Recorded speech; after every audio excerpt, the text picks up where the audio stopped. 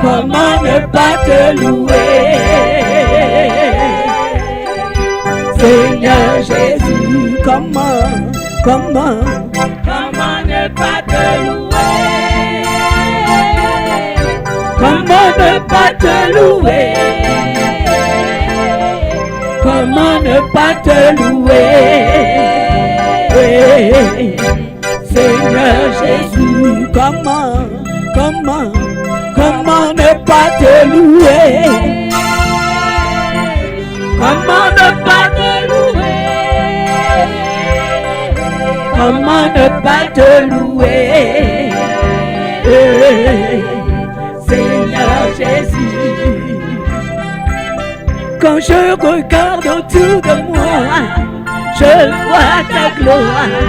Seigneur Jésus, je te bénis. Comment ne pas te louer? Seigneur Jésus, quand je regarde autour de moi, Seigneur Jésus, je te bénis. Comment ne pas te louer? Seigneur Jésus, comment ne pas te louer? Comment ne pas te louer? Comment ne pas te louer? Seigneur Jésus, comment ne pas te louer? Comment ne pas te louer? Comment ne pas te louer? Seigneur Jésus, comment ne pas te louer? Comment ne pas te louer? Comment ne pas te louer? Seigneur Jésus, quand je regarde autour de moi, Seigneur Jésus, oh, je te bénis. Comment ne pas te louer? Seigneur Jésus, quand je regarde autour de moi, je vois ta gloire. Seigneur Jésus, je te bénis. Comment ne pas te louer? Seigneur Jésus, comment ne pas te louer? Comment ne pas te louer? Comment ne pas te louer? Seigneur Jésus, comment ne pas te louer? Comment ne pas te louer? Comment ne pas te louer? Seigneur Jésus, moi connais ou fidèle, ou agit, moi béni non parce que ou agit l'Éternel, ou fidèle, ou ayant l'Éternel, ou fidèle, ou ayant. Moi connais, est-ce que vous connaissez mon Dieu fidèle? Est-ce que mon Dieu est fidèle pour vous? Est-ce que mon Dieu agit dans la vie? Est-ce que mon Dieu agit dans la vie frère ou action? Son nom est fidèle, son nom est amour. L'Éternel, ou fidèle, ou ayant. Moi connais, je sais que tu es fidèle, Seigneur. Tu agis et tu agis encore, Seigneur. Je bénis ton nom parce que tu agis, Seigneur. Éternel, ou fidèle, ou ayant. L'Éternel, ou fidèle, ou ayant. Moi connais ou fidèle, ou agis moins béni non parce que ou agis l'éternel, ou fidèle, ou l'éternel, ou fidèle, ou Et ce matin, nous allons continuer notre message. Jean chapitre... J'ai oublié, c'est où nous avons prêché dimanche encore?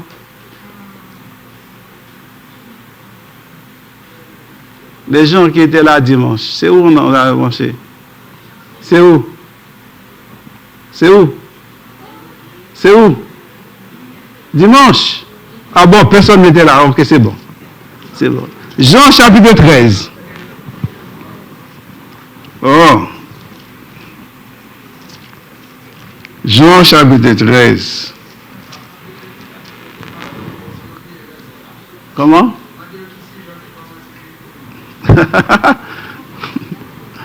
Ok. Ok. Oh, de quoi avons-nous parlé dimanche? De quoi avons-nous parlé dimanche? L'amour des pieds. Oh, merci. Ok, c'est bon. Jésus avec une serviette. Ah oui? Jésus avec une serviette. Jésus une serviette. Ok, je vais faire la lecture pour vous. Je vais vous demander de vous mettre debout pour le respect de la parole de Dieu. Jean chapitre 13, du verset 1er au verset 17. Je vais lire encore. Avant la fête de Pâques, Jésus, sachant que son heure était venue de passer de ce monde au Père, et ayant aimé les siens qui étaient dans le monde, mit le comble à son amour pour eux. Pendant le souper, alors que le diable avait déjà mis dans le cœur de Judas Iscariote, fils de Simon, le dessein de le livrer.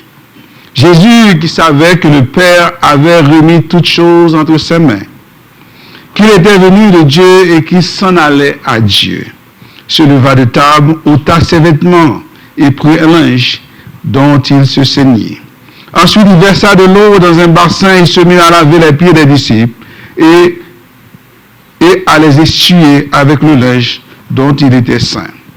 Il vint donc à Simon-Pierre et Pierre lui dit, « Toi, Seigneur, tu ne me laves pas les pieds. » Jésus répondit, « Ce que je fais, tu ne comprends pas maintenant, mais tu le comprendras bientôt. » Pierre lui dit, « Non, jamais tu me laveras les pieds. » Jésus lui répondit, « Oh, si je ne te lave, tu n'auras point de part avec moi. » Oh, Simon Pierre lui dit, « Seigneur, non seulement les pieds, mais encore les mains et la tête. » Jésus lui dit, « Simon, celui qui est béni n'a besoin que de se laver les pieds pour être entièrement pur. Et vous êtes purs, mais non pas tous. » Car il connaissait celui qui allait le livrer. C'est pourquoi il dit, « Vous n'êtes pas tous purs. » Après qu'il leur eut lavé les pieds et qu'il eut pris ses vêtements, il se remit à table et leur dit, « Comprenez-vous ce que je vous ai fait? Vous m'appelez Maître et Seigneur, et vous dites bien, car je le suis. Si donc je vous ai lavé les pieds, moi le Seigneur et le Maître, vous devez aussi vous laver les pieds les uns aux autres. Car je vous ai donné un exemple, afin que vous fassiez comme je vous ai fait. En vérité, je vous le dis, le serviteur n'est pas plus grand que son Seigneur, ni l'apôtre plus grand que celui qui l'a envoyé. Si vous savez ces choses, vous êtes heureux, pourvu que vous les pratiquiez. Seigneur, nous te demandons ta grâce. Seigneur, nous te demandons ta bénédiction, Seigneur. Nous te demandons, Seigneur éternel, de nous aider à appliquer ta parole dans nos cœurs. Merci. Amen. Asseyez-vous. Nous avons dit que Jésus, avec une serviette, bon, je vais retourner dimanche pour ceux qui n'étaient pas là. Et je ne vais pas tout reprendre. Et j'avais parlé du premier point, j'avais parlé, et Jésus donne une leçon d'humilité aux disciples. Ce que je veux dire, j'avais pris deux textes qui servaient de contexte dans lequel que Jésus a institué le lavement des pieds. Nous avons dit que c'est un message de revoir dans lequel il a suivi les autres. Il a suivi Moïse, il a suivi Josué 23-24, Deutéronome 31-30, Actes 20 de Paul, lorsque Paul a fait ses adieux aux anciens d'Éphèse. Et nous avons pris ces deux versets, nous avons dit que Matthieu 20, verset 20, Matthieu 20, 28, où la mère des filles de Zébédée a demandé une faveur pour leurs enfants. Je veux que mes enfants, mes deux enfants que j'aime bien, soient à gauche et à ta droite. Nous avons dit que c'est une position d'autorité. Et encore, il y avait une discussion pendant que Jésus allait à Jérusalem, il y avait une discussion dans Luc 22, verset 24 à 30. Parmi les disciples, il disait, ah, moi je suis plus grand que toi. Je suis plus grand que toi. Pierre dit, je suis plus grand que toi, Jean. Jean va voir Jacques, je suis plus grand que toi. Tout le monde. Il y avait une discussion pour savoir lequel était le plus grand parmi eux. Ça, c'est les deux textes que j'ai comme contexte pour savoir pourquoi Jésus a la chambre haute. Alors que selon la tradition, quand ils arrivent, il n'y avait pas d'invités, il n'y avait pas d'esclaves pour faire le travail. Pendant qu'ils étaient ensemble, vous savez qu'ils ont loué, j'ai dit, laisse que louer, la chambre pour préparer le dîner, c'est pas vrai? Louer ou prêter, c'est pas vrai, c'est la même chose, non? Prêter. Il n'y avait pas d'esclaves. Nous avons dit qu'imaginons, pour nous, quand je dis nous, mes frères savent ce que je veux dire, pour nous avons des routes poussiéreuses, c'est pas vrai? C'est pas vrai? Nous avons des routes poussiéreuses. Ici au Canada, nous n'avons pas de routes poussiéreuses. Je sais. Si on va dans Wellington, parfois, ils vous demandent de prendre des routes à terre battue. Ok, il y en a une route, quand je vais acheter des œufs à la ferme, je prends la route à terre battue. Je sais qu'est-ce que je veux dire, ok? Mais en ville, aux alentours de Moncton, de GTA, il faut sortir de Toronto pour trouver des terres battues, oui? C'était la même chose en Palestine.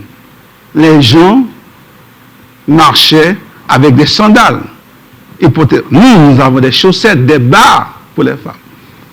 Ils n'en avaient pas. Il faut arriver à la chambre haute. Il n'y avait personne pour faire le travail de l'esclave. Pourquoi? Parce que tout le monde disait, ah, moi, ce n'est pas mon travail, je ne suis pas l'esclave. Hein?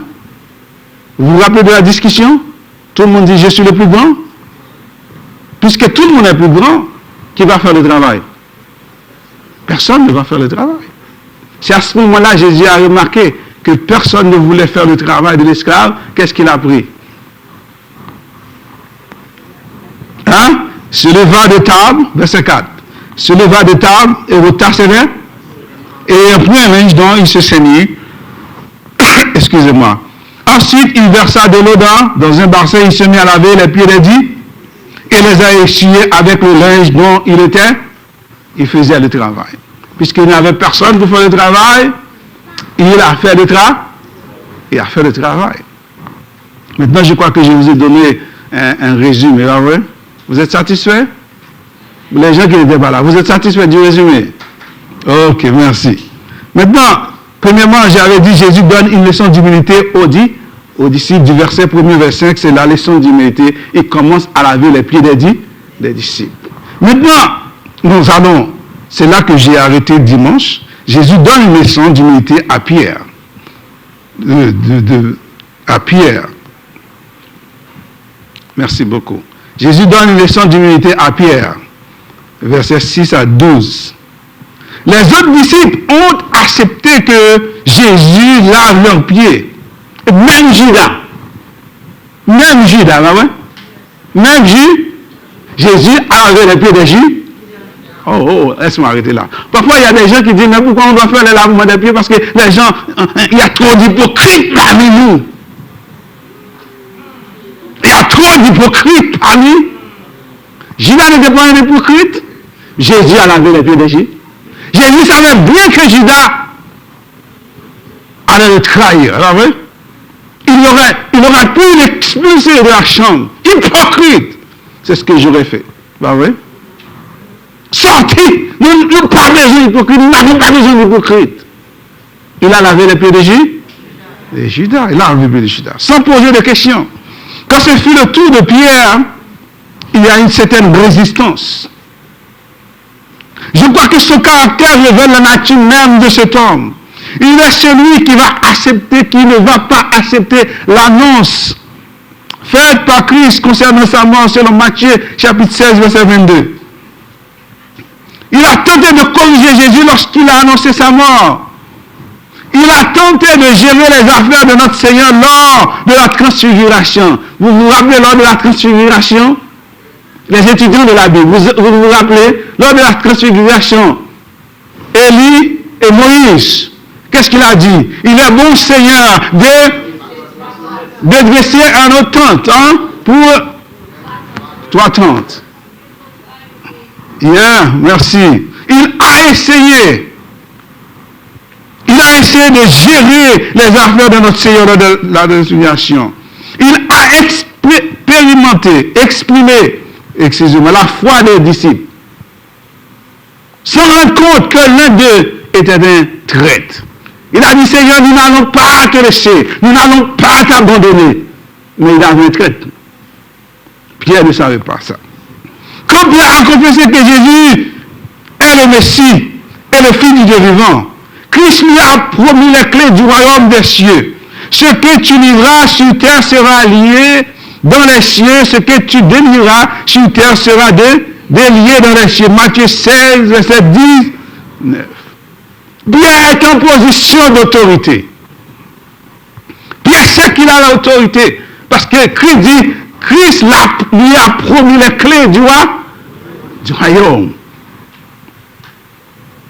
Puisque Christ lui a promis la clé du royaume, voici la réaction de Pierre que nous trouvons dans le verset 6. C'était le tour de Pierre. Il vient donc Simon Pierre, verset 6. Et Pierre lui dit, toi Seigneur, toi le grand rabbin, toi le maître, tu me laves pas les pieds. Et Pierre est catégorique dans ce qu'il dit. Il dit, toi Seigneur, tu ne laves pas mes pieds. Les autres m'ont accepté parce qu'ils sont des lâches. Mais moi, je ne veux pas accepter que tu me laves les pieds.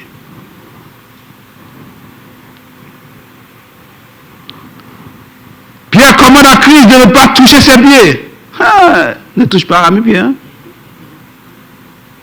Pas pour des raisons que vous savez. Je ne veux pas le dire. Ouais. Je dois respecter certains protocoles. Ouais. Je ne veux pas le dire. Pas pour les raisons que vous savez. Il y a des gens qui n'aiment pas qu'on touche leurs pieds non plus. Ouais. Les pieds sont stressants. Oh, je ne veux pas que les gens touchent mes pieds. Nos jeunes filles sont sensibles, nos jeunes hommes sont sensibles, ne veulent pas que les gens touchent leurs pieds. Vous êtes en dehors de la plaque, je dirais. Vous êtes comme Pierre. Vous avez besoin d'un changement. Car il était inconcevable. Pierre commande à Christ de ne pas toucher ses pieds, car il était inconcevable que Christ descende à ce niveau. Pierre n'arrivait pas à comprendre que Christ descende à ce niveau. Il est le rabbin, le Seigneur. Et les disciples étaient ses élèves ou apprentis. Pierre ne semble pas comprendre la réponse de Jésus-Christ. Ce que je fais, tu ne le comprendras pas pour l'instant, Pierre. Mais tu le comprendras plus tard. C'est la réponse que Christ a dit. Lorsqu'il dit, non, tu ne vas pas toucher Pierre, mon Dieu. Jean chapitre 12, verset 16 nous dit, sur le moment, ses disciples ne comprirent pas ce qui se passait. Mais quand Jésus fut entré dans sa gloire, ils se souviennent que ces choses avaient été écrites à son sujet et qu'elle lui était arrivée. Bien que Jésus ait fourni une explication claire, Pierre persiste dans son attitude. C'est ce que j'ai dit? Pierre a persisté dans son attitude. C'est quoi l'attitude de Pierre? Verset 8. Vous lisez avec moi, s'il vous plaît. Lisez avec moi. Vous n'avez pas de Bible? Hein? Lisez. Pierre lui dit non. Jamais. Vous savez, qu'est-ce que vous avez marqué? Deux négations, vous voyez? Non. Jamais tu me lavarais. Oh non, non, non, non. Pierre ne pouvait pas tolérer cela. Non, tu ne me laveras pas les pieds.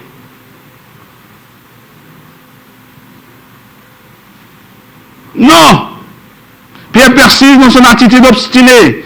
Il nous arrive également, dans des situations similaires, de chercher des justifications pour ne pas mettre en pratique la parole donnée. Pierre manifeste son incompréhension, réaffirme fermement son opposition. Il indigne des individus, notamment parmi les jeunes, qui présentent une forme de résistance similaire à celle de Pierre, refusant de se soumettre à la volonté divine, quelle que soit la situation. Il y a des gens qui résistent toujours à la volonté de Dieu. Pierre ne saisissait pas l'action de son Seigneur. Toutefois, plutôt que d'attendre une clarification, il a tenté de lui dicter sa conduite de manière impulsive. Non, jamais. Pierre, il est impulsif, là, oui. C'est son caractère, il est impulsif. Il dit non, non, jamais tu me laves les pieds. Il n'a pas entendu là. Il ne voulait même pas comprendre qu'il dit, Pierre, laisse-moi faire. Vous comprenez? Ok, ça vient. La réaction de Jean-Baptiste au baptême, Jésus a dit, oh Jean-Baptiste, laisse faire, c'est bon. Il est convenable de faire ce qui est bon. Et Jean-Baptiste n'a pas résisté. Regarde Pierre, pendant 2 fois, tu me laves, les autres, pas de problème, sans question. Pierre, non, tu me laves les pieds. Deuxièmement, Jésus dit, tu ne comprendras pas Pierre, mais tu ne comprends pas maintenant, mais un jour tu comprends? Ah, Pierre, Jésus a essayé encore de laver, dit, non! Attention, ne pas laver Pierre. Attention, ne me lave pas les. Ah, ça c'est sérieux. Jamais tu me laveras les pieds.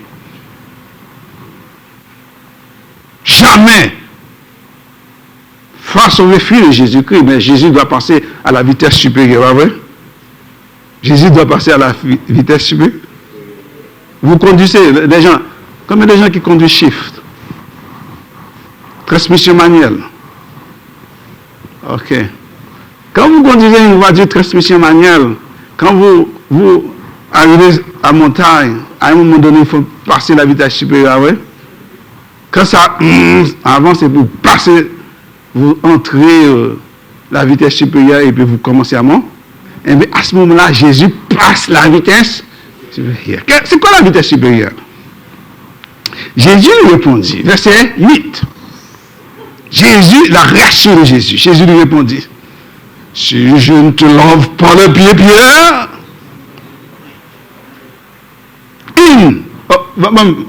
dans votre version. Simon Pierre lui dit, Seigneur, non seulement, non, verset 8.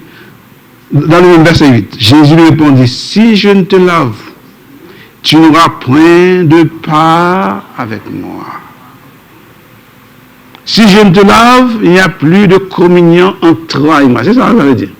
Si je ne te lave, il n'y a plus de communion entre toi et moi. Jésus n'a pas l'air de rigoler maintenant avec Pierre. Il passe à la vitesse supérieure en disant, tu n'as pas de part avec moi. Il ne voulait pas dire que Pierre ne pouvait pas être sauvé, à moins que Jésus le lave, mais plutôt que la communion avec le Seigneur ne peut être maintenue que par l'action continuelle de purification des Écritures dans sa vie. Il dit, Pierre, si tu ne me laisses pas te laver, il n'y aura pas de communion Il n'y aura pas de communion entre toi et moi. Selon ce point de vue, l'absence de confession régulière des péchés indiquerait que la personne demeure dans ses péchés. Et n'est pas en communion avec Christ, c'est un grand problème. La communion consisterait alors à demander à Christ d'intervenir, de purifier nos actes, considérés comme mauvais. 1 Jean chapitre 1er verset 16 nous dit, mais si nous vivons dans la lumière tout comme Dieu lui-même est dans la lumière, alors nous sommes en communion les uns avec les. Parce que Jésus-Christ, son Fils, a versé son sang et nous sommes purifiés de tout péché. Quel mot que vous trouvez? Le mot communion, là, ouais? Dans le lavement des pieds, c'est la communion. C'est la communion. Communion dans l'amour. Il est également possible de considérer que Jésus cherchait à rendre cette personne socialement acceptable pour le dîner. Toutefois, son principal objectif semblait être de transformer sa personnalité avant qu'elle corresponde au principe du royaume de Dieu. Il apparaît que Pierre a saisi pleinement la portée du message. Vous comprenez maintenant? Pierre a compris le message. Ah, si je ne te lave pas les pieds, tu n'auras point de part avec moi. Ah, Pierre comprend le message. Pierre a compris le message. Quand il a compris le message, il dit, ah, Seigneur, non. Les pieds, ce n'est pas suffisant. J'ai besoin ou bien? J'ai besoin, hein? Lavez-moi de la tête.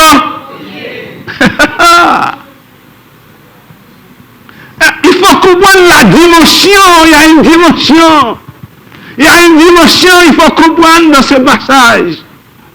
Je comprends, il y a des résistances toujours. Merci Seigneur. Je comprends la résistance toujours. Il doit avoir une dimension. Quand vous arrivez à cette dimension, le lavement des pieds n'est même pas suffisant. Vous voulez laver tout le corps, là, ouais? Vous voulez nager en Christ. C'est parce qu'il y a encore une dimension que vous ne saisissez pas. Pierre l'a saisi. Il a saisi. Pierre l'a saisi, il apparaît. Jésus dit, après avoir entendu cette parole, il s'est replié sur lui-même et a demandé que l'ensemble de son corps soit purifié, soit lavé. La réponse de Jésus met en évidence une distinction conceptuelle entre le bain et le bassin. Jésus va répondre. Jésus lui dit, celui qui est baigné n'a besoin que de se laver les pour être entièrement pur. Et vous êtes purs, non, mais non pas tous. En parlant de Judas. Le but fait référence à la purification obtenue lors du salut. Ok, ça veut dire quand vous acceptez Christ, vous avez reçu le bain de la régénération. Le bain de la régénération. Soit la purification définitive de la peine du péché par le sang de Christ. Qui intervient une seule fois. C'est ça que je veux dire. Une seule fois. En revanche, le bassin symbolise la purification continuelle. Continuer à marcher dans la sanctification. Ce qui est nécessaire. Continuer à marcher dans la sanctification. Ceci s'accomplit de façon répétée par la parole de Dieu. Ainsi, le texte indique qu'il n'existe qu'un seul bain, mais de nouveau lavage des pieds. L'expression « vous êtes purs » n'ont pas tous sujet que les disciples avaient bénéficié du bain de la régénération quand ils ont accepté Christ. Vous continuez à marcher avec Christ, à l'exception de Judas, selon le texte, qui n'avait jamais accédé au salut. Pierre, Judas. Bon, les gens vont, des interprétations différentes, vont dire, oh, Judas était sauvé, mais Judas n'était jamais sauvé. Il était là, mais il n'était jamais. C'est ma compréhension. Judas était là, mais il n'était jamais. Il n'est jamais sauvé. C'est pour ça que Christ dit, vous êtes tous purs, mais pas tous. Exception Judas. Car il connaissait celui qui allait le lire. C'est pourquoi il dit, vous n'êtes pas tous purs. Exception de Judas. Imaginez un soldat gravement blessé sur le champ de bataille. Il refuse que le médecin s'approche de lui. Oh, je suis sale. Il dit, je ne mérite pas qu'on me soigne. Mais le médecin lui répondit, les mains déjà tachées du sang, d'autres vies sauvées. S'agenouille et dit, si je ne te soigne pas, tu mourras. Ce matin, si vous ne laissez pas Christ vous soigner, vous allez mourir dans le péché. Si vous ne laissez pas Christ, si vous résistez toujours avec Christ, si vous résistez à la parole de Christ,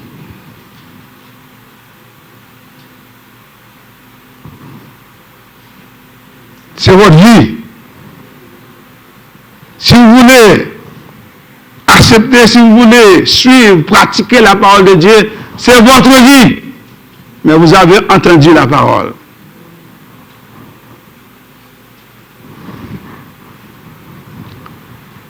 Nous avons vu la résistance de Pierre.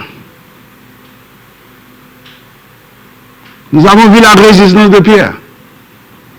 Pierre impulsif. Tu ne me laves pas les pieds, Jésus. Non, non, non, Jésus, tu es le maître. Non, non, non, non, non. Laisse les esclaves, laisse les autres disciples me laver les pieds parce que je suis plus grand qu'eux. Pierre, tu ne comprends maintenant, tu comprendras un jour. Non, tu ne jamais, tu ne me laves les pieds. Pierre, si tu ne te laves pas, ça, Christ parle avec autorité maintenant. Est-ce que vous comprenez là? Ça, c'est parole d'autorité. Si je ne te lave pas, tu ne pourras pas me suivre. Pierre dit, oh Seigneur, ça c'est sérieux maintenant. Seigneur, oh tu es trop sérieux pour moi, Seigneur, c'était un jeu. C'était un jeu sérieux. Oh non Seigneur, maintenant, lave-moi, lave-moi, lave-moi, lave-moi. Lave-moi. Ce matin, Pierre a changé d'idée. Il s'est transformé. Fait en sorte que vous recevrez la transformation de Christ ce matin. Et vous ne résistez pas à la parole de Dieu. Maintenant, troisième point, Jésus va expliquer son action aux disciples. Verset 12 à verset 17. Il va expliquer son action aux disciples. Une fois que Jésus eut terminé de laver les pieds de ses disciples, il s'adressa à eux en ces termes. On va voir la parole de Dieu. On va voir la Bible. Avez-vous compris? Avez-vous compris? Verset 13. Non. Verset 12. Comprenez-vous ce que je vous ai? Verset 12. C. Comprenez-vous? Voici la question. Comprenez-vous ce que je vous ai? Avez-vous compris ce que je viens de faire? Le lavement des pieds n'est pas un show dans lequel je lave les pieds de mes amis, mais une action profonde marquée par l'amour et l'humilité, comme l'a montré Jésus, comme l'a démontré l'étude de Marc. Les disciples mettent du temps à saisir pleinement la profondeur de l'amour de Jésus, leur porte ainsi que la nature de son humilité à leur égard. Avez-vous compris ce que je viens de faire? Avez-vous compris? Est-ce que vous avez bien compris, chers disciples? Ça, c'est Jésus qui parle. Avez-vous compris ce que je viens juste de faire? J'ai lavé les pieds. J'ai lavé vos pieds. Bon, vous m'appelez maître et Seigneur. On va voir verset à continuer. Vous m'appelez, verset 13. Vous m'appelez maître et Seigneur. Vous dites bien, car je le suis. Il assume maintenant son auto, qu'il est le maître et il est le Seigneur. Ah, Jésus a donné une leçon. Ok, laisse-moi vous dire quelque chose. Vous m'appelez maître et Seigneur, vous avez raison car je le suis. Ce mot maître en grec signifie celui qui enseigne avec autorité. Il correspond au type de rabbin. Mais le Nouveau Testament élargit son sens pour refléter l'autorité unique de Jésus-Christ. Jésus-Christ est appelé, bon, le mot grec c'est didaskolos. pas de dire pour me battre la tête. Mais enseignant, un professeur, ah ouais. Par ses disciples, les foules, tous les disciples l'appellent maître, la foule maître. Et même les adversaires reconnaissent qu'il enseigne avec autorité. Même les pharisiens, les scribes, qu'il est le maître.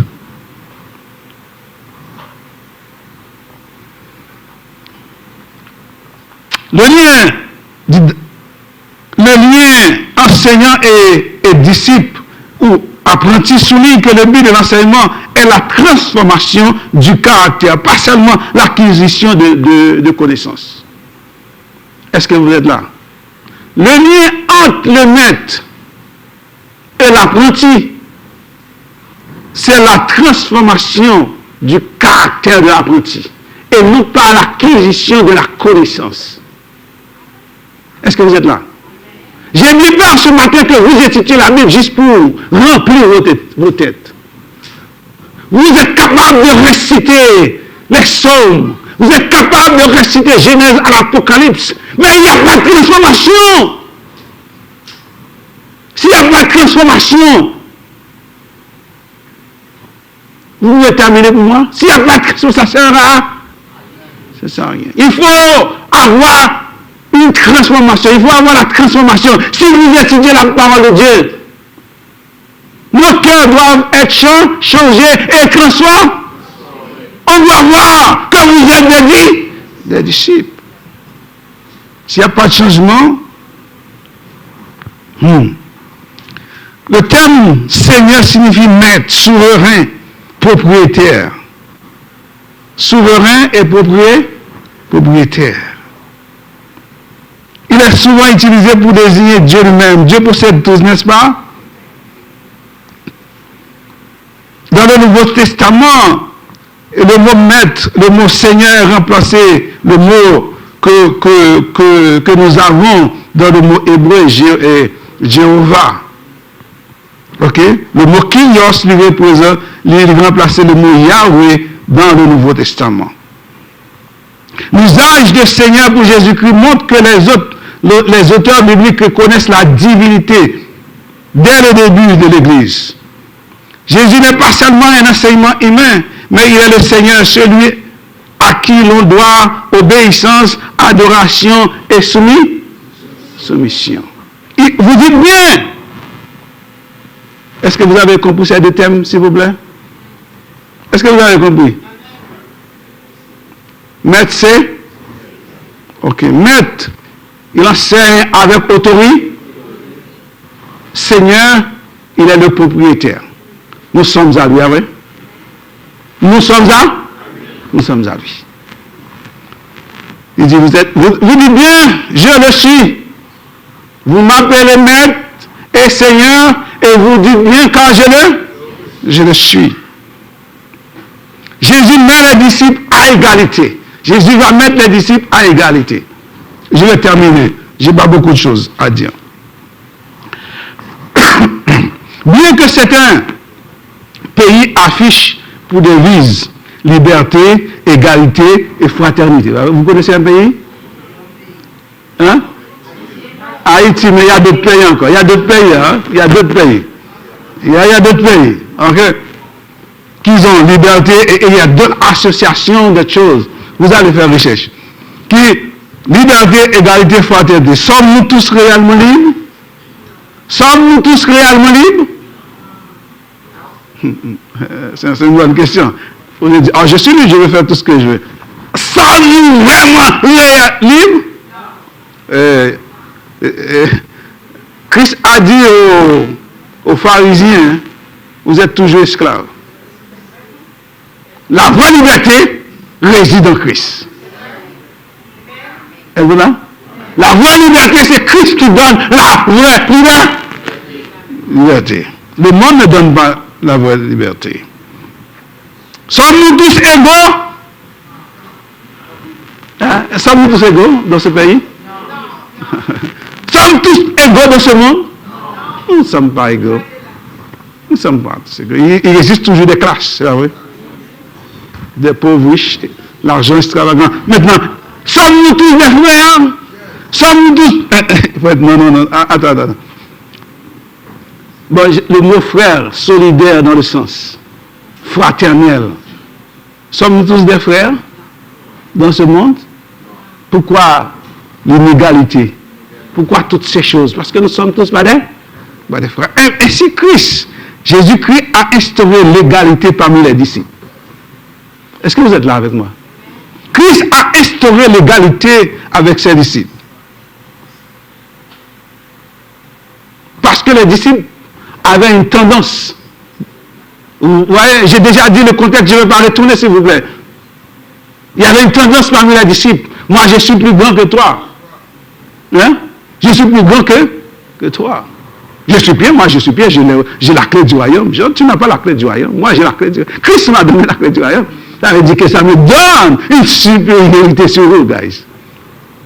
Quand je parle, vous taisez. Jésus dira, si donc moi, Seigneur, verset 14, si donc moi, le Seigneur et le Maître, vous dites bien que je le suis, je vous ai lavé les. Ah, moi j'ai l'autorité, un grand rabbin. Je suis Dieu. Qu'est-ce que je fais? Je vous ai lavé les pieds sales. Est-ce que je peux continuer? Je ne vais pas le dire. Vous voulez que je le dise? Je ne vais pas le dire. Je vais respecter ce protocole.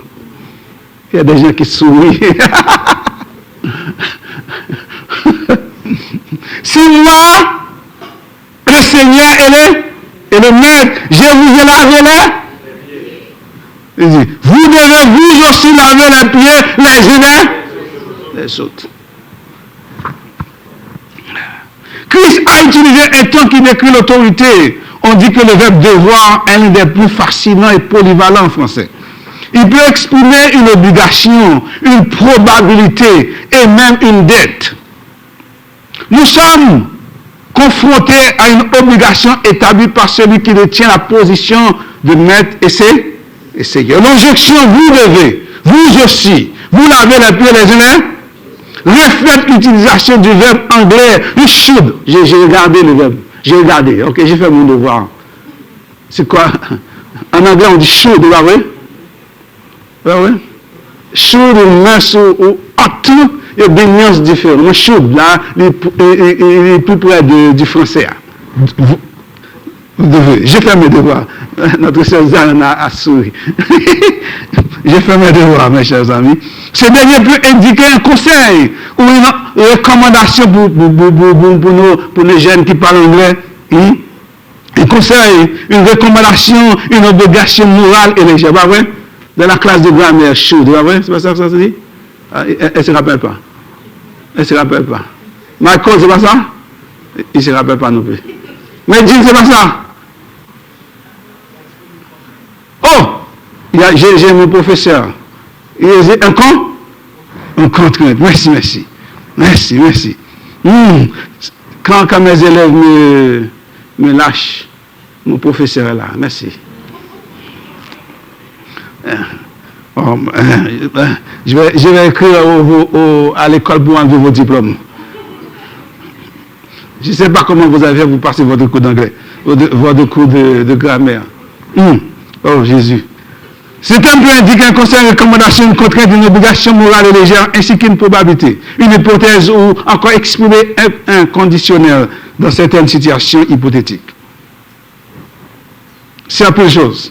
Ce principe d'égalité s'inscrit dans le contexte des relations entre empreintes de respect mutuel, tel qu'énoncé dans Pierre 3, verset. De même, vous les jeunes, soyez soumis aux responsables de l'Église. Et vous tous, dans vos interactions, faites preuve d'humilité. Car l'Écriture déclare, Dieu résiste aux orgueilleux, mais il accorde sa grâce aux hommes. Ça, c'est notre destin. Dieu résiste aux orgueilleux, mais il fait grâce aux hommes. Si moi, je vous ai lavé les pieds, vous devez aussi laver les pieds.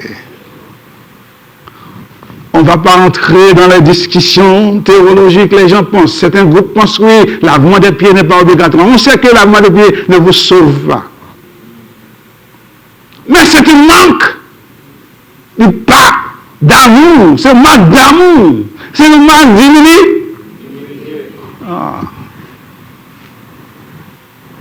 En avant, ok, je vais continuer parce que si je continue comme ça, je vais pas finir. Jésus donne un exemple aux disciples. En avant le pied des disciples, Jésus définitivement donnait un exemple aux disciples. La plupart des chrétiens croient que Jésus voulait que ses disciples suivent son exemple, sont des services d'humilité, plutôt que de se limiter littéralement à laver les pieds les uns les autres. Nulle part ailleurs dans ils disent, nulle part ailleurs dans le Nouveau Testament, on trouve que les disciples faisaient le lavement des pieds. Seulement dans 1 Timothée, on n'est pas là pour discuter ce genre de choses ce matin. Ok? Depuis l'attitude d'humilité que les disciples doivent avoir les uns les autres envers était le véritable message de Jésus, pas simplement l'accomplissement d'un rituel. Je considère ce matin que l'action a une portée plus significative, car le lavement des pieds constitue un symbole d'amour profond, étroitement lié à un service d'empreinte d'humilité. Est-ce que je peux répéter? C'est ça, me crois maintenant. Nous croyons là, le lavement des pieds a une portée plus significative, car le lavement des pieds constitue un symbole d'amour profond, étroitement lié à un service d'empreinte d'humilité. Le disciple est distingué. On peut voir les disciples en pratiquant la parole de Dieu. On peut voir un disciple en pratiquant la parole de Dieu. Je vais vous donner un exemple. Il y a un homme qui s'appelait Booker T. Washington, président de l'Institut pour Tuskegee. C'est un éducateur américain renommé. Il fut abordé par une femme blanche qui ne le connaissait pas. Elle lui demandait s'il voulait gagner quelques dollars en coupant du bois. Washington accepta sans dire qui il était. Il fit le travail, puis il rentra, il coupa les bois, puis il rentra les bûches dans la maison. Ok. On l'a embauché pour un travail. Une blanche l'a embauché pour un travail. Il ne savait pas qui il était, ouais? C'était un homme prestigieux, un président d'une institution. Il dit, as-tu besoin d'argent? Il a dit, ok, je vais t'embaucher pour aller couper du bois pour moi. Il a coupé le bois. Après, il n'a pas laissé le bois. Il a pris le bois, il a bien placé à la maison, dans la maison. Mais ne sachant pas qui était ce gars. Mais quelque temps, quand la femme découvrit son vrai ou sa vraie identité, elle fut profondément touchée par son humilité authentique. On dit, elle finit par soutenir son œuvre avec des dons importants. Ah, si c'était moi, je dis, mais pour qui tu te prends, toi? Bah ouais. Surtout dans le contexte de l'époque. Il faut voir dans le contexte de l'époque, dans le sud des États-Unis. On ne respectait pas les Noirs. Mais lui, il l'a fait. Il a fait. C'est ce qu'on appelle l'humilité en action. Il l'a fait. Et la femme lui a supporté son œuvre avec des sommes, avec des dons importants. Nous devons suivre l'exemple de Christ car nous n'avons pas d'autre exemple à imiter ce matin. Si l'orgueil ou l'animosité personnelle nous empêche de nous abaisser pour servir nos frères, nous devons nous rappeler que nous ne sommes pas plus grands que notre maître. Il s'est humilié lui-même pour laver les pieds de ceux qui étaient indignes, ingrats. Il savait que l'un d'eux le trahirait.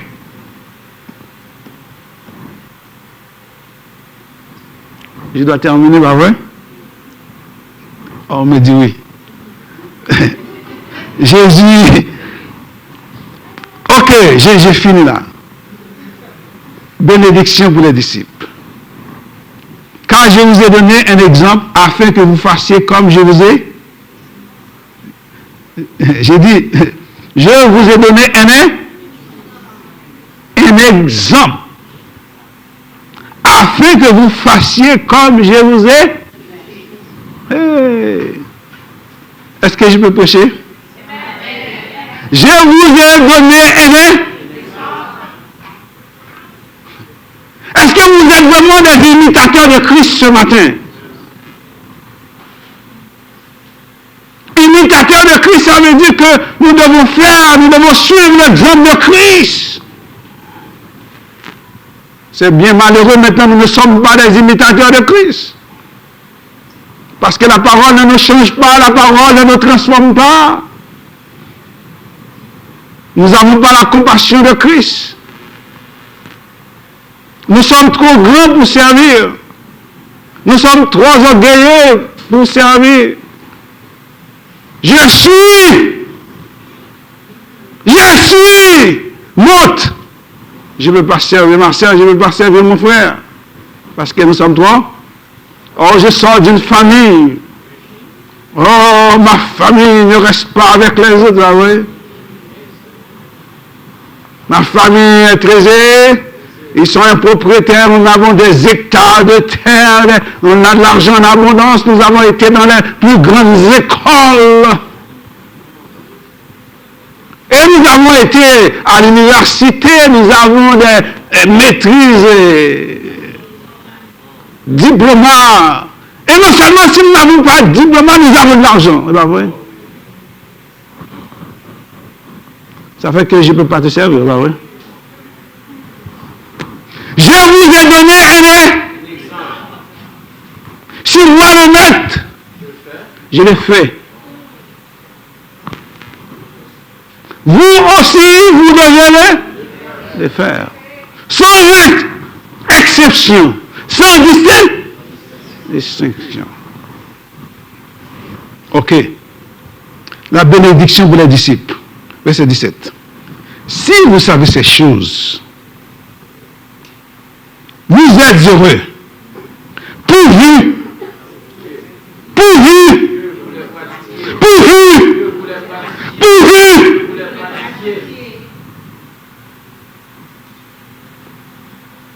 Ça ne sert à rien de connaître si je ne le pratique pas. C'est pas vrai? Je vais être un bon musicien, mais si je ne joue pas. N'est-ce pas, maestro mio?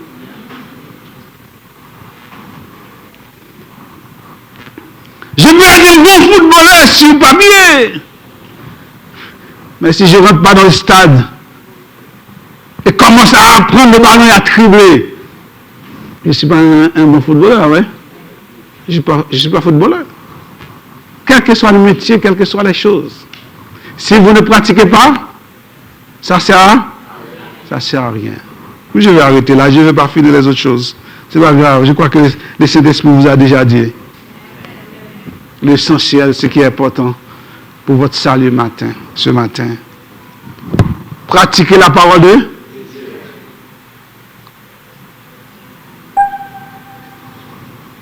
Le voisin ne fait passer son problème.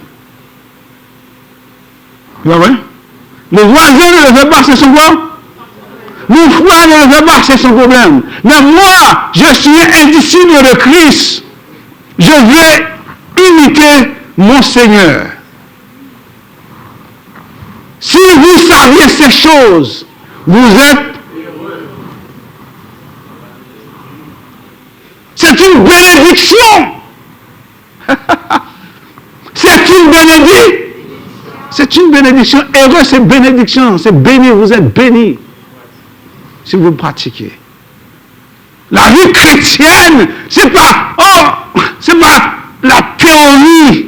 Mais c'est la pratique. Pratique. Moi-même, moi, chercher. Moi-même, c'est Ginette.